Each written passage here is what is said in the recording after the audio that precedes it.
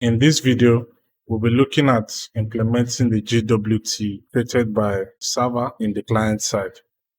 First of all, navigate to our client folder and go to our libs. This is where we'll keep most of our helper functions. So just like I said, we'll try and implement the use state by setting it to the local storage whenever the user logs in or sign up. A JWT token is going to be created and it's going to be saved in the local storage. So without further ado, let's go and start. So in the auth folder, we'll create a new useToken file and the useUser file. As usual, we'll import our use states from React. Then we'll create an exported function to handle getting and setting token to the local storage of the browser. Then we'll create a new state variable token, set token interval, just to use state. We're going to set our token as a variable whenever we get it.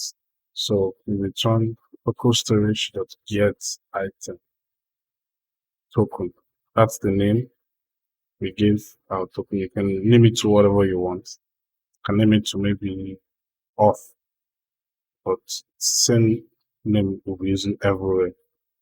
So go below, set token equals to new token as a variable, local storage.set item token.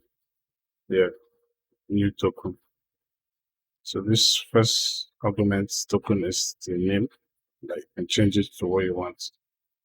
And go below and set token interval to new token. We'll return token, set token. Then move to our useUser file. In this useUser file, we're going to be importing the use states as usual from React and use effects. These folks are used to manage states and side effects in React components. Once we're done with that, next we'll import our useToken.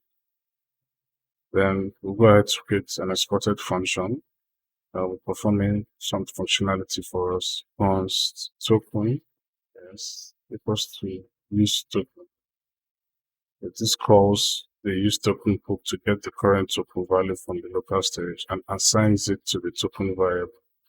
Then we'll go ahead and create a new function, get payload from token equals to token. It's a variable. We then need to create another variable and put it payload token.split.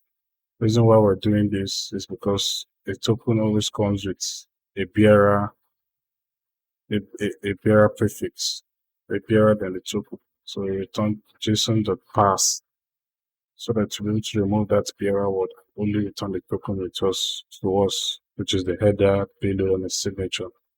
Now we'll come below and create a state variable user and a function set user that will update its value using the useState hook from React.